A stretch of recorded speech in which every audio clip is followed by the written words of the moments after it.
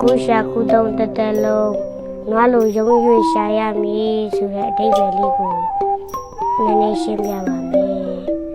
ဝင်ငွေနဲ့ထွက်ငွေမြတ်တာအောင်သုံးသပ်ရမယ်တနေ့တာလုံအားက2000ရရင်1000ထက်ကျော်မတုံးပါနဲ့လက်ရှိပစ္စည်းကိုတိုးပွားအောင်လုပ်ပါ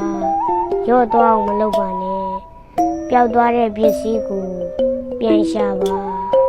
တနေ့လုံးမှာတနေ့စားရတဲ့ဘဝကိုခံပြင်းစိတ်နဲ့ရှာဖွေပါ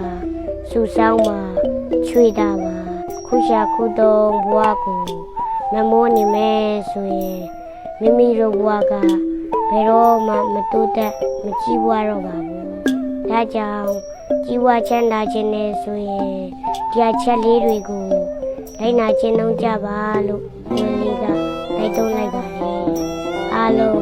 တက်ရှိကြမှာစိတ်ချမ်းသာ၍လူရဆန္ဒပြေဝကြပါစေ